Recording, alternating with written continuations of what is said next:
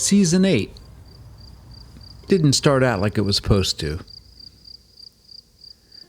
The day before this, a snowstorm shut down half of the country's flights, mine included. And the trip just sat there for a day, going nowhere. Not a great start, but maybe the right one. Well, the next day, by the time I finally arrived and walked across the ice to my rental car and finally drove into Bardstown, Kentucky, I felt like I earned it. I'd picked Bardstown kind of the same way I picked most of these little towns. It's a small place that kept coming up in my research. And finally I just stopped arguing with it and said, you know what? Bardstown it is. I woke up the next morning in a bed and breakfast that actually felt like somebody's home. Yeah. 32 states down, 18 to go. And somehow, I'm still not tired of this.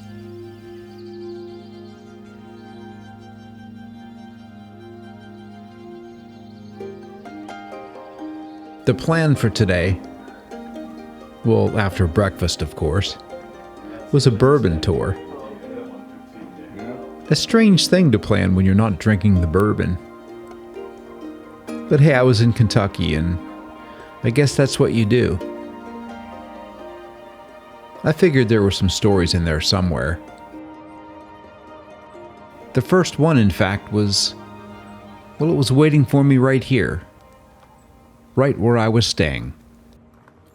Hi, I'm Todd Allen, owner and innkeeper of Bourbon Manor Bed and Breakfast in Bardstown, Kentucky, bourbon capital of the world. Yeah, the place has had a fascinating past. It dates back to Revolutionary War time when Colonel Samuel Bill Meagher received 3,000 acres because of his service during the war. So he brought his wife, 6 daughters, 2 sons from their 1,200-acre plantation in the Baltimore, Maryland area. This was the original land of the Bill Meagher plantation. Their oldest daughter, Ruth, married Joseph Brown, and the first plantation home on the current site was built in 1810. That was the wedding gift from her parents, along with 950 acres. Mr. Brown was a hugely successful merchant here in Bardstown when it was first established, dating back to the late 1700s. And that enabled him to build the main house in 1820 through 23. So it's right at 200 years old. Wow. And during the Civil War, it was used as a Confederate general's headquarters for a period of time. It's been the home of many prominent officials, mayors, and judges and lawyers who've lived here throughout the years. But it's been operating as a B&B known as Bourbon Manor Bed and Breakfast since 1988. Interesting. And how long have you been one of the owners?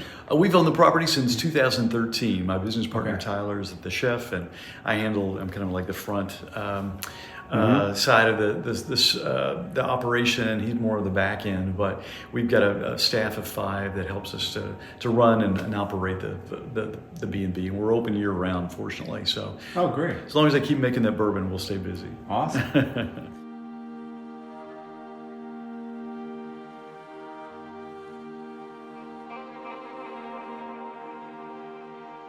Yes, you stayed in the sweet old fashioned. We have 10 guest rooms here. All of them are named after signature bourbon cocktails. So we had a lot of fun choosing the names of the B&B, and they're nice, spacious, antique appointed rooms, each with its own private bath. Mm-hmm. And we serve an award-winning full country breakfast each morning. You know, every one of these trips that I start out with a stay at a bed and breakfast like this, it's just another reminder of how often I want to do this, as opposed to staying in these, roadside hotels, the Hyatts, the Marriotts, the Hampton Inns. They're convenient, but you don't really get a sense for where you are or an education into the area. The reason you're traveling in the first place. One of the owners of the property here, Todd, Had a nice chat with him when I arrived, and or this morning before breakfast, and then during breakfast, and after. I got a really good feel for this place, and he gave me some great recommendations. I think I'm going to hit a couple of these distilleries and check them out before I hit the road. I have a place here. It's closed off now. It's like a barn that they do tastings and whatnot, and I think they have some private parties and things. But what a beautiful property, and hope you learned a little something about the place. I did. If you're going to be coming here during the Kentucky Derby, apparently you need to make reservations at least a couple of years out. I'm here in the off season, obviously in the snow, middle of January. About to hit the road. Going to do a little exploring here in Bardstown. Welcome to Kentucky.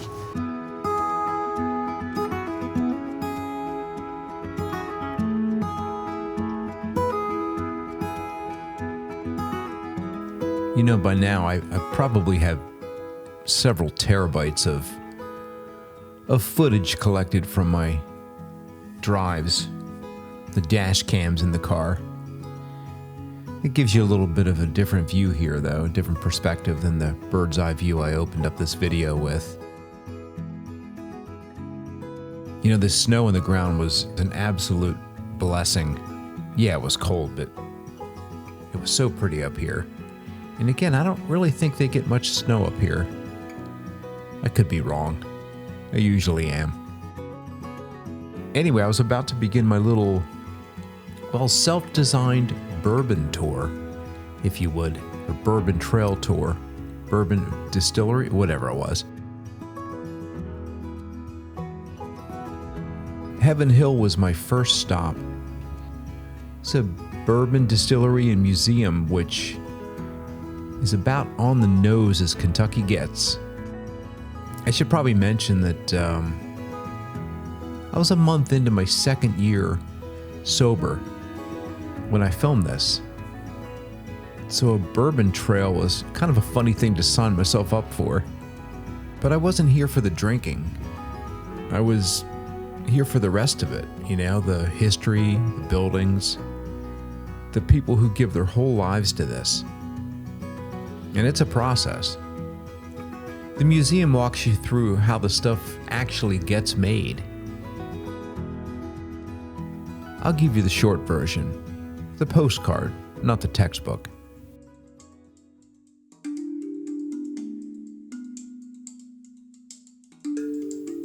It starts with grain, mostly corn.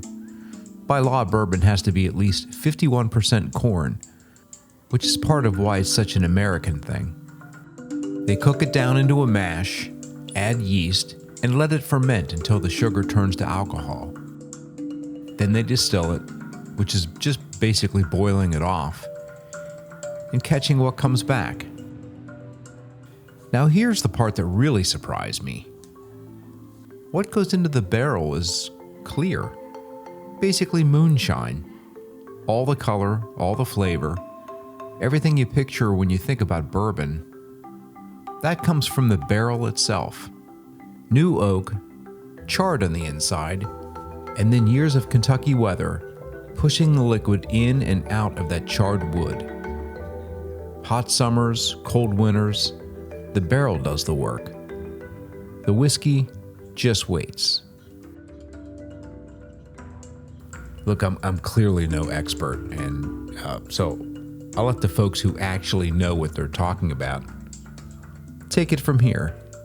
This generation firmly believes that the values that got them where they are today will steer them into the future. This legacy is doing the right thing, being stewards of high quality, authentic, handcrafted bourbon. And when you're guided by that sense of doing the right thing, everything else is easy.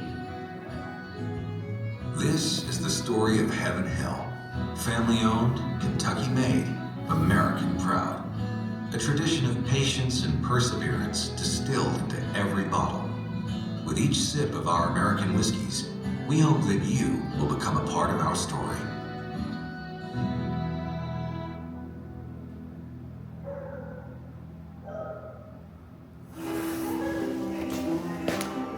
You know, I'm not drinking this here, but it's just still very, very cool museum. Totally into this. I learned so much in that little video. Wow. Can't imagine the fire here. Check this out.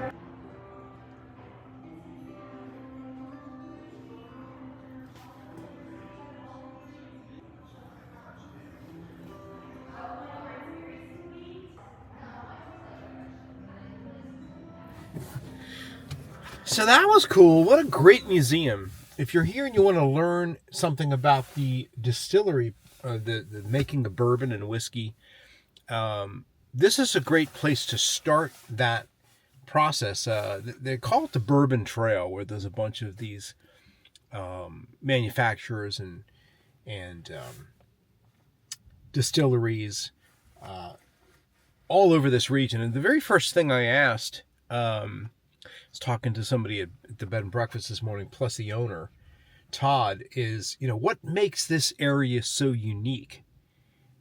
Why has this become the bourbon capital, essentially, of the world? I think he said about 95% of most whiskeys and bourbon product are from here. I mean, that's a huge number. There's a lot of distilleries now, I guess, in Texas and in Montana, so don't quote me on that, but that's what he told me. Anyway, a lot of it has to do with the quality of the water, and the quality of the water has a lot to do with the strength of the horses in this area too, and it has to do with the limestone quality here, and the filtration of the water, and the clarity and the quality of the water. I generalized a lot right there, but that's what I've gathered from the locals here so far, so figured you'd enjoy that tidbit. Anyway, the Heaven Hill Bourbon plant here, or facility, is a great place to start the tour. As you could see, I don't think I really panned a lot through the property. Let me just put the camera out here for a second. There's these warehouses, several of them out here. And from what I can tell, I think the distillery process is happening in Louisville, and the storage of the barrels, which can range from, I'm not sure how long. I probably should have remembered that in the tour. 4 or 5 years maybe, happen here. And they rely on the temperature changes here, the coolness and the warmth, the variety of the temperatures here in Kentucky, in addition to the quality of the wood and the barrels. But I'm pretty sure all these warehouses here are just chock full of barrels that are full of product, bourbon and whiskey that are aging. Anyway, I'm going to do a quick ride around here as much as I can, and then and head to the next place that I put into the GPS, and that place is called Will It. Will it be educational? That's the question. Because I'm not tasting. And besides, if I was driving, I shouldn't be tasting anyway. I just happen to be doing another dry year. Or dry January so far. Anyway, let's hit the road.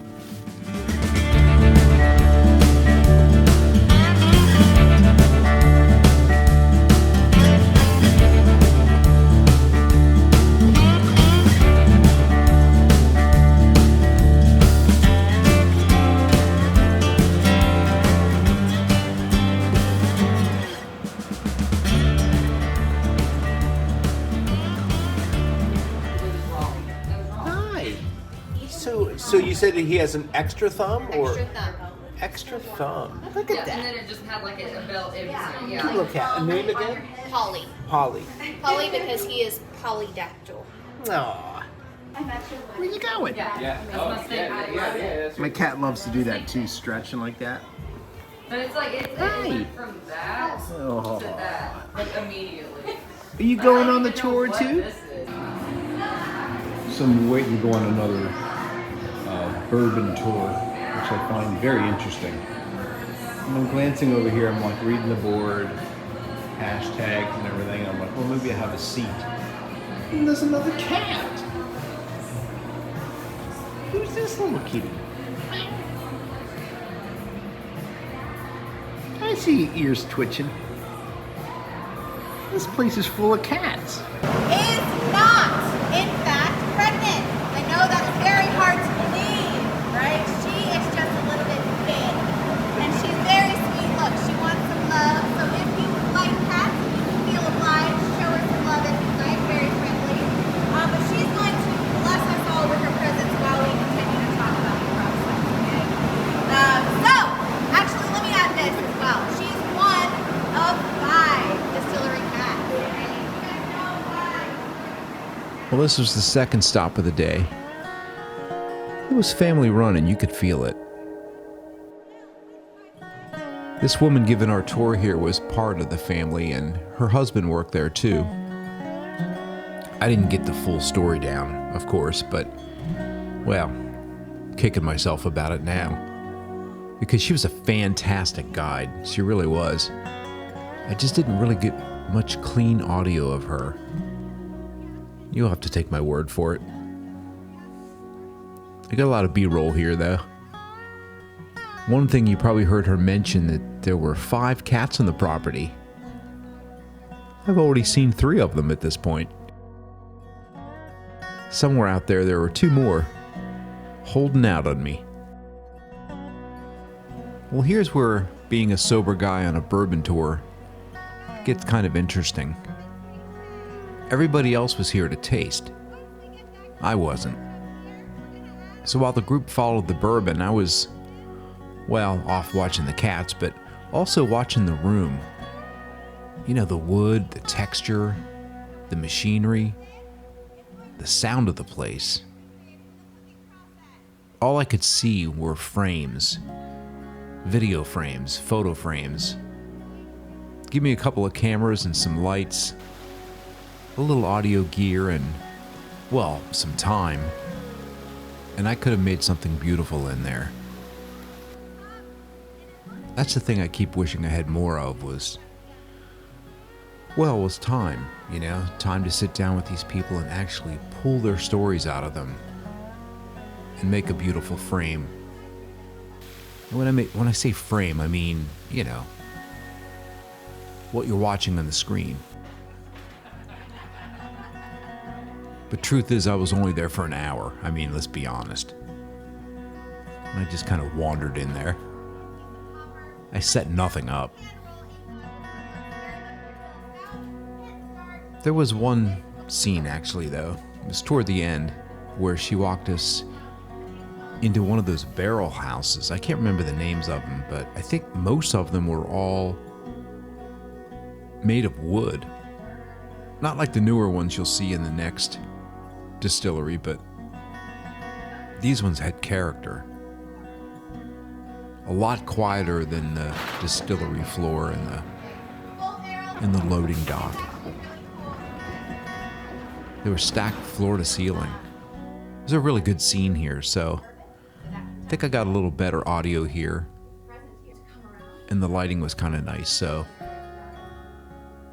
we'll pick it up from there. In the case of bourbon, that means they're getting sweeter. Okay, so mid-levels, they're going to give you your light, airy sweetness. So like we have in Rowan's Creek, those fruity and floral notes, kind of that honey vibe that, or the honey floralness that you get in Rowan's Creek. Now the highest levels, those are going to give you your most deep, rich, sweet flavors, the candy bar type flavors, chocolate, toffee, caramel, maple syrup. Because they are the highest up, they're losing the most to evaporation. That means they're the most condensed down, i.e. the sweetest flavors. Okay, all of our products are small batches. Everything we're going to talk about today is small batch. So we are pulling different barrels from different areas of the rick houses to build the specific flavor profiles to that label. Okay, so with Rowan's Creek, majority of those barrels are coming from your mid-levels for that light, airy sweetness. Pure Kentucky, majority of those barrels are coming from your highest. So we build that deep, rich, sweet flavor profile. This rick house is 5 stories tall, holds roughly 6,000 barrels. We have 7 of them that are identical to this. Our 8th rick house that we have on this property is our newest and our largest. It is 6 stories tall and it holds about 25,000 barrels. Huge jump in size there because the new one has a much larger footprint than these older ones do. It was exactly the kind of tour I was looking for. I learned so much. A lot goes into this, a lot more than I thought. going to one more though. It's cold though. It's very cold. All right, so we're on the road to the third stop now, the Bardstown Bourbon Company. During my drive over there, I was trying to really put my finger on why this whole industry pulls me the way it does. Because it's not the bourbon. I think it's everything around it. You know, the color of the product and the light, that nice golden amber, various shades of amber, the packaging, the texture of the barrel, the equipment, the way they store it all. As a photographer, that stuff feeds me. It hands me a story to tell. I'll show you what I mean. I stumbled onto a couple of these local websites while editing, and I mean, look at the photography. It's gorgeous. The bottles, the light, just the whole presentation. Then, of course, I looked at the prices. Well, let's just say I had no idea that a bottle of bourbon could cost that much. If I ever needed proof that I picked the right time to stop drinking, well, there it is. I was listening to myself during this edit, talked to camera a little bit in the car, and again, the audio wasn't that good, so I'll kind of paraphrase it here. It really hit me while I was driving. I mean, there was a story back there. It was the one that last guide was telling us all along. I'd been busy searching for it, hunting with my camera, that I almost missed that she was basically handing it to me the whole time, just by how much she clearly loved the place. That was the story. I think if I did have the camera set up, and the lighting and the good audio, that's what I would have tried to dig into a little bit deeper. Anyway, today's today, and I'm editing this again a year and a half later. Let's pick it up from the third location. You'll notice what I'm pointing at here. This is the Bardstown Bourbon Company's barrel houses. There's a bunch of them here. Big, plain, a little cold. They honestly reminded me of some kind of Eastern Bloc Cold War architecture. You know, function over charm. It just didn't have the character of that last place, you know? Different scale. Different feeling entirely. And I think the tours were closed for this place, if I'm not mistaken. We'll take it back to me, of course, rambling on site from the car. It was a little late for this tour. First of all, I think I have to, I just have to say that I think I was really lucky on the last tour. I just kind of wandered in, and there was a tour 25 minutes later, and that ended up being an amazing tour. The first place I went in, it was more of the museum aspect of things. I learned a lot. Anyway, I can't go on a tour here. This place is really high tech. I went back to the tasting room where you normally book the tours. They said you can do tasting. I'm like, I'm not drinking today. But he showed me on the board, there was a screen that had live, it actually had live stats on like the whole process of the factory, like how many gallons were here fermenting and this and that. It was I should have videoed a little bit of that. I didn't. This is probably, this is very much more current than the place I was in, like I said. I'm going to head back into Bardstown again. I didn't really spend much time there. I'm going to drive around. I might maybe fly the drone there again. Yeah, that's all we got. I'm going to hit the road. Yeah, it's me. I still haven't left. I don't think I mentioned, I was asking, I see 1, 2, 3, 4, 5, 6, 7, 8, 9 buildings over here that I can see. There might be a couple more beyond there, and there's, I don't know if there's any behind me or not. Yeah, there's one there. 1, 2, 3 behind me. So I don't know how many that there is because I can't see all of them And the one that I was pointing at, 30,000 barrels in that one alone. He goes, the one to the left of the oak tree holds, it's a newer one, and he goes, I think it holds 100,000 is what he said. Or 60,000, something like that. Crazy if you think about the consumption. Because I asked him, I says, what percentage, I did squeeze some info out of him. I said, what percentage of stuff gets exported? And he said, not much. They're really trying to fulfill the demand here. They're available in 35 states. Their goal is to be in all 50 states shortly, within a couple of years, I think he said. But this is the third time I've heard it. People are really concerned about these tariffs and how they're going to affect their industry. Another little tidbit I heard on the last tour, she said, what percentage, how did she word it now? I'm going to just give you the answer. 90% of the cost of the bourbon product is taxes. You buy a $30 bottle, 90% of that is taxes. $27 worth.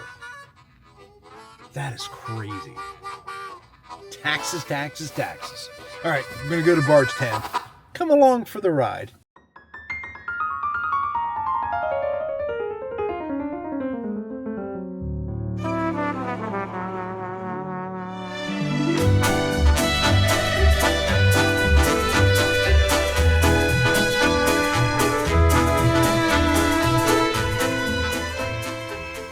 So as my friend Frank likes to say, we got to take a meat cleaver to this footage. This thing's getting long. I want to tidy things up here. I got to tell you, this whole year, this 50 at 60 thing, I've been chasing small towns and scenic drives on purpose. And Bardstown was the one that I picked for Kentucky. I had a quick lunch here, got a chance to pop the drone up, and I just took the place in. It's the second oldest town in Kentucky, with something like, I guess, like 200 historic buildings that you can walk to from the square. There's a tavern downtown that's been pouring since the 1700s, supposedly the oldest of its kind, west of the Alleghenies, with bullet holes in the wall, courtesy of Jesse James. And the song My Old Kentucky Home, written about a house right here.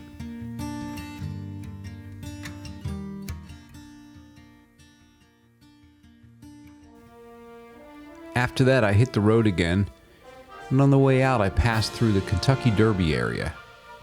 Churchill Downs.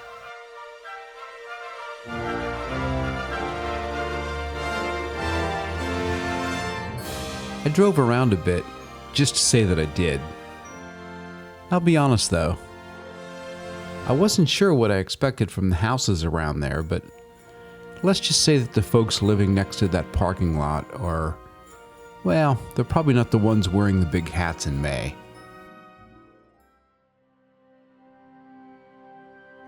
Well, after a quick trip around that, I basically bumbled my way through Louisville.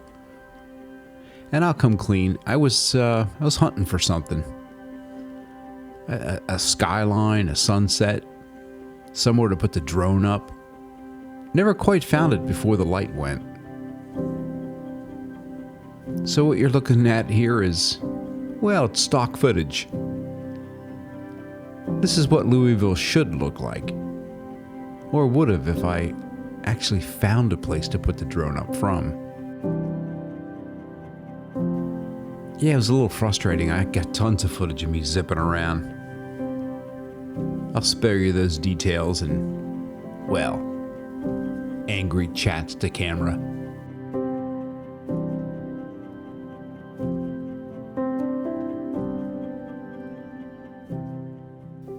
I did catch one thing for real, driving across a genuinely cool bridge on the way out. This clip's mine. And then it was just the last push to where I'd sleep. It's a place called Nashville. Not that Nashville, Nashville, Indiana.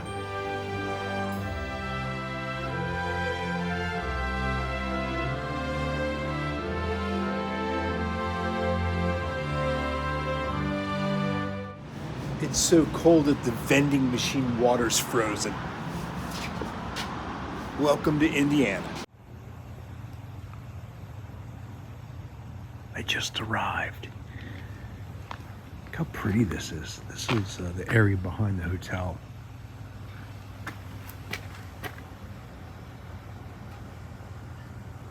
My hotel is back in here somewhere. Welcome to Nashville, Indiana. I've arrived at my little cottage. It's called the Sunshine Cottage. Check out the little sitting area there. I'm here for 2 nights. This is a cool little bed lamp, and I love the backdrop with the wooden, I guess it's wooden slat pieces, or wooden pallet pieces, something like that. Like in-room coffee machine, picture of a cow, and the bathroom. What a nice ride it was. Well, it was a ride on an interstate. It wasn't really beautiful. It was dark. Yeah. Welcome to the Iris Garden. That's what this is. We'll give you a tour tomorrow. I'm gonna get settled in, take a few more photos before I muck the room up.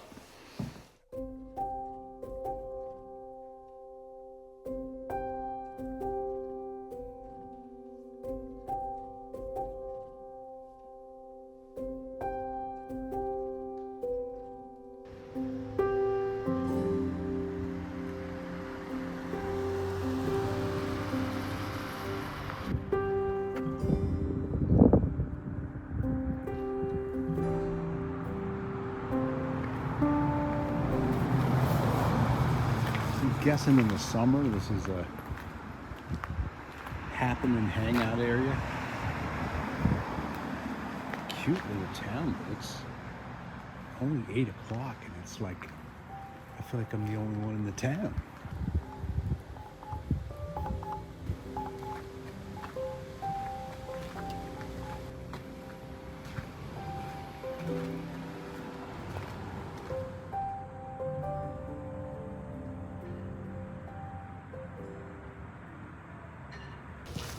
So I looked at my phone to see where I could get some food within walking distance, and mentioned this place called Big Woods Pizza.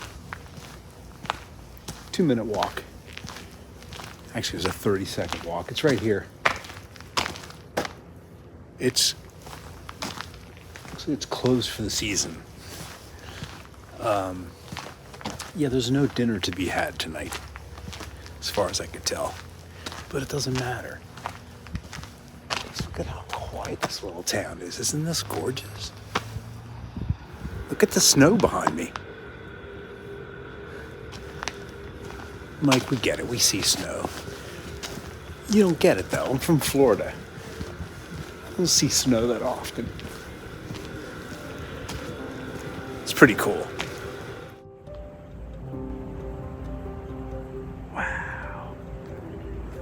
See, these are the moments that,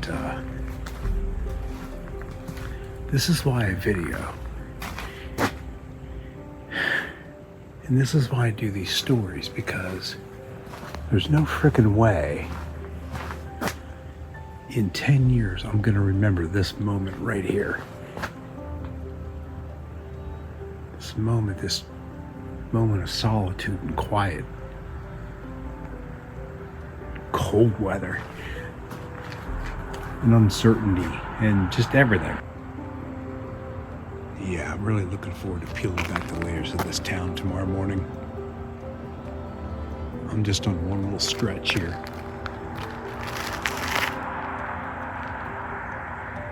I'll see you in the morning.